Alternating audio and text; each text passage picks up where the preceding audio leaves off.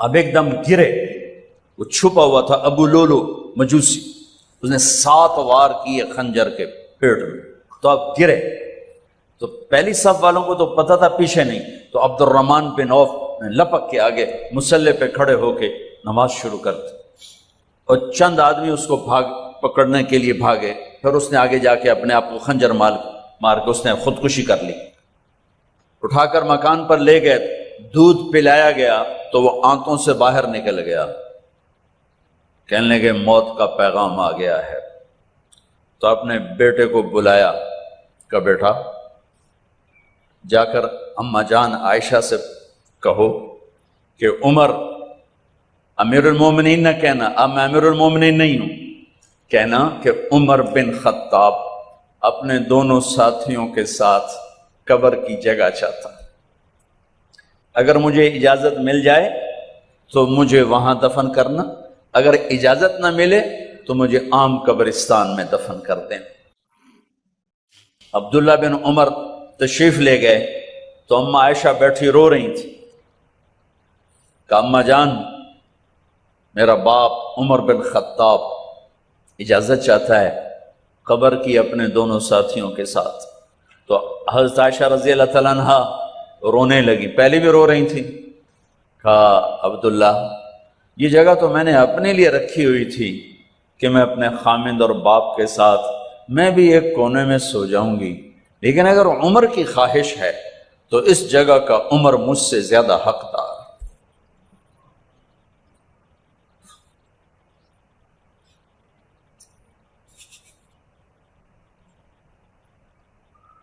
بیٹے نے آ کر کہا ابا جان مبارک ہو، اجازت ہو گئی۔ کہا بیٹا ہو گئی، لیکن جب میری میت اٹھاؤ تو دروازے پر جا کر رکھنا اور ایک دفعہ دوبارہ پوچھنا، ہو سکتا ہے میرے شرم میں اجازت دی ہو اور میرے مرنے کے بعد انکار فرما دیں، تو ایک دفعہ دوبارہ پوچھنا، اس وقت پہ اجازت ملے تو پھر لے جانا ورنہ واپس لے جانا۔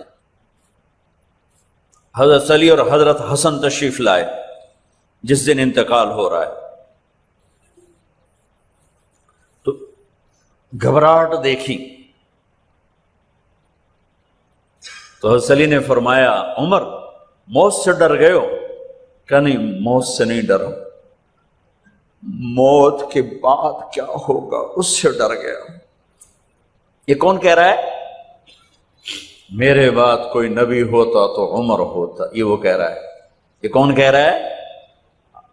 آپ نے کہا آج رات میں جنت میں گیا تھا، میں نے ایک بڑا خوبصورت محل دیکھا، سونے چاندی زمرد یاقوت موتیوں کا، میں نے کہا یہ کس کا ہے؟ تو مجھے کہا گیا یہ آپ کے غلام عمر بن خطاب کا ہے۔ کون کہہ رہے ہیں؟ موت کے بعد جو ہوگا اس سے ڈر رہا ہوں۔ کہ آپ مسجد میں انٹر ہوئے، مسجد میں ایسے لوگ تھے، ادھر ابو بکر تھے اور ادھر عمر تھے، ہاتھ دیو، آپ نے یوں ہاتھ پکڑ لیا، دونوں کے ایسے ہاتھ پکڑ لیے، ادھر ابو بکر ادھر عمر، کہ مجھے دیکھ رہے ہو؟ کہ جی۔ کہ قیامت کے دن میں ایسے اٹھوں گا کہ میرے ادھر ابو بکر ہوگا اور ادھر میرے عمر ہوگا۔ یہ عمر کہہ رہے ہیں موت سے نہیں ڈرا ہوں، موت کے بعد کیا ہوگا اس پہ ڈر رہا ہوں۔ تو حضرت علی نے فرمایا کیوں ڈرتے ہو؟ میں گواہی دیتا ہوں، میں نے کئی دفعہ اللہ کے محبوب سے سنا کہ جنت کے بڑی عمر کے، ایک تو نا جنت کے نوجوانوں کے سردار، وہ تو حسن حسین ہیں، میں نے کتنی دفعہ سنا اللہ کے نبی سے کہ جنت میں بڑی عمر کے لوگوں کے سردار ہیں ابو بکر اور عمر۔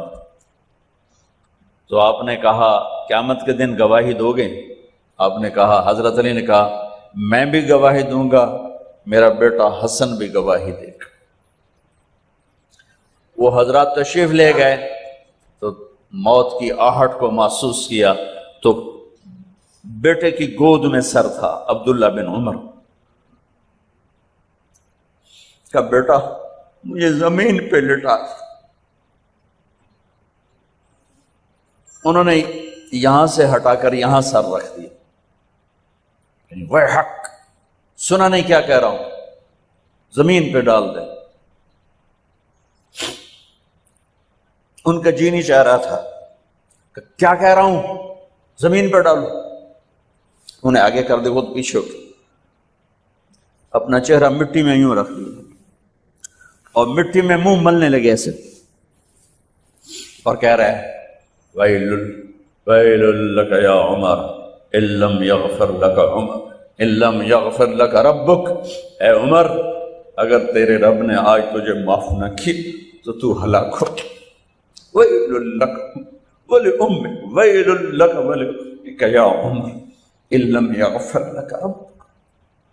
عمر، اگر آج تجھے اللہ نے معاف نہ کی تو تو ہلاک ہو.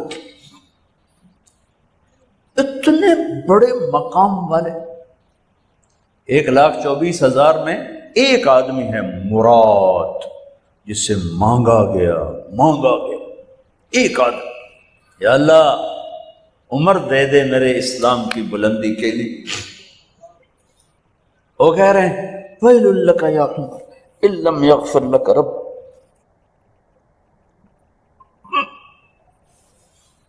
اے عمر، تو برباد ہو گیا اگر تیرے رب نے تجھے معاف نہ کی. یہ کہتے کہتے کہتے کہتے جان نکل گئی. صہیب رضی اللہ عنہ نے آپ نے وصیت فرمائی تھی میرا جنازہ صہیب پڑھائے، رومی. جنازہ پڑھایا گیا، کندھوں پہ اٹھایا گیا اور آ کر اماں جان عائشہ رضی اللہ عنہ کے دروازے پر عبداللہ بن عمر، باقی تو کوئی پتہ نہیں تھا کسی کو، گوے ٹھہر جاؤ جنازہ یہاں رکھ دو. پھر آگے بڑھے، دستک دی، اماں جان میرا باپ عمر بن خطاب دروازے پہ پہنچ چکا ہے، اندر آنے کی اجازت ہے. تو اماں جان عائشہ نے فرمایا مرحبا بعمر. ہم عمر کو خوش آمدید کہتے اور باہر تشریف لے گئیں. وہیں حجرہ مبارک میں قبر کھودی گئی. تو عبداللہ بن عباس فرماتے ہیں کہ میرے کندھے پر کسی نے ہاتھ رکھا تو میں نے یوں پیچھے مڑ کے دیکھا تو جناب امام المتقین حضرت علی کھڑے ہوئے رو رہے تھے اور فرما رہے تھے عمر مجھے پتا تھا تیرے سوا یہاں کوئی نہیں آ سکتا، مجھے پتا تھا یہاں تو ہی آئے گا اور کوئی نہیں آ سکتا. چونکہ میں نے ہزاروں دفعہ سنا خرجت انا و ابو بکر و عمر دخلت انا و ابو بکر و عمر. میں نے ہزاروں دفعہ اپنے نبی کی زبان سے سنا میں اور ابو بکر عمر گئے تھے، میں اور ابو بکر عمر آئے تھے، میں اور ابو بکر عمر اندر گئے تھے، میں اور ابو بکر عمر باہر گئے تھے. میں نے اپنے نبی کے نام کے ساتھ تجھے اور ابو بکر کو اتنا سنا ہے کہ کسی کو نہیں سنا، لہذا مجھے پتا تھا تو اسی جگہ پہ آئے گا، تیری یہی جگہ ہے. میرے بھائی بہنوں، یہ وہ لوگ ہیں جنہوں نے رضی اللہ عنہ کا ٹائٹل جیتا اور پھر روتے روتے مر گئے. مجھے کیا خبر کیا ہونے والی، اب کو کیا خبر کیا ہونے والی. بے شک میرا رب رحیم ہے، وہ اس کے رحم کے تو فعلی کام بنے گا. کیڑیاں تقریراں تے کیڑے علم، کیڑیاں نمازاں تے کیڑیاں تجدہ، کم تو اس کی رحمت پر بنے گا، پر یہ اعمال اس کی رحمت کو لینے کا راستہ ہیں. یہ بھی ٹھیک نہیں ہے کہ اللہ غفور الرحیم ہے آپ ہی معاف کرے گا. یہ یزید اور حسین کو برابر تو نہ کر. آل رسول کی بوٹی بوٹی نوچ دی جائے اس کی رضا کو ڈھونڈنے کے لیے. وہ نہیں کہہ سکتے تھے اللہ بڑا غفور الرحیم. اس لیے بھائی بہنوں، معاملہ بے شک اللہ کی ذات سے ہے، بڑا کریم ہے، آنسو دیکھنا چاہتا ہے، ندامت دیکھنا چاہتا ہے. کون ہے جس سے گناہ نہیں ہوتی؟ کون؟ میں اسے انسان ماننے کے لیے تیار نہیں. یا تو وہ کوئی فرشتہ ہے یا نبی ہے. نہ نبی آ سکتا ہے نہ ہم فرشتے ہیں، وہ انسان ہی نہیں جس سے خطا نہ ہو. لہذا میں اپنے رب کی قدرت پہ قربان جاؤں، رحمت پہ قربان جاؤں کہ اس نے توبہ کے لیے نہ عمر کی قید نہ عدد کی قید، ابھی تو 60 سال کا ہو گیا ہے، 70 سال کا ہو گیا، اب تیری کوئی توبہ نہیں، آخری سانس میں آ جاؤ